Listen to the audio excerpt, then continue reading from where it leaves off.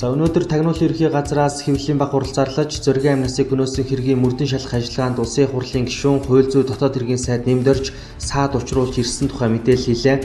За нэмдэрж сайдаар томилогдох бүртээ зоригийн хэргийг мөрдөн шалах ажиллагаанд саад учруулж зоригийн хэргийг шалгаж байсан ажлын хэсгийг 4 удаа тарааж ажлын хэсэгт орж ажиллаж байсан 32 хүнийг өөрчилсөн тухай мэдгдсэн. За мөн түүнийг Эрдэнэт үйлдвэрч шахаа хийдэг ерөнхий сайд асан Алтууяг, хууль зүйн сайд асан Дорилогжов нартай хамтран Эрдэнэт үйлдвэрч шахаа хийсэн үйлдэл баримт нотлохоотойгоо тагнуулын байгууллагууд бий гэж мэдгдсэн юм а.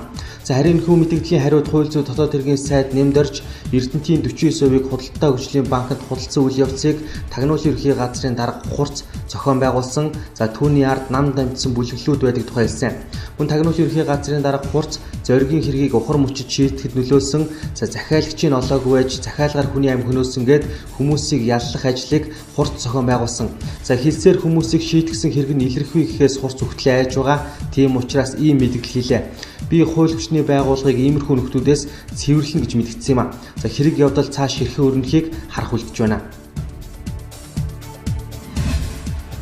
Өнөөдөр улсын их хурлын чуулганаар 2017 оны төсвийн тодтголын 2 дахь хилцүүлгийг хийлээ. Энэ үеэр төрийн албан агчдад нэг удаа 300 мянган төгрөгийн нөхөн олгор олгох саналыг гишүүдийн 60 гаруй хувь нь дэмжсэн байна.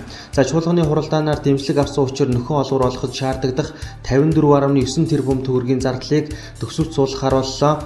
Төрийн өндөр албан тушаалтан, шүүгч, прокуророос бусад төрийн албан агчид нэг удаа 300 мянган төгрөг авна.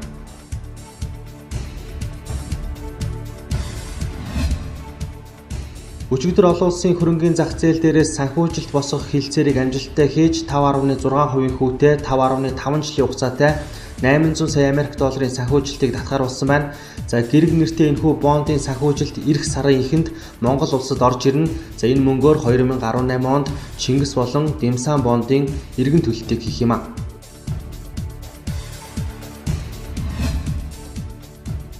Өнөө шөнө Булган Сэлэнг аймгийн нутаг, Төв аймгийн баруун хойд хэсгээр маргааш өдөр Сэлэнг аймгийн өмнөд хэсэг, Төв Хинтийн аймгийн нутгаар цасан шуурга шуурч өдөртөө Өмнө говь, Дунд говь, Говь Сүмбэр, Дорн говийн нутаг, Үр Хангай, Сүхбаатар аймгийн өмнөд хэсгээр салхи секундэд 18-аас 24 м хүрч ширүүснэ.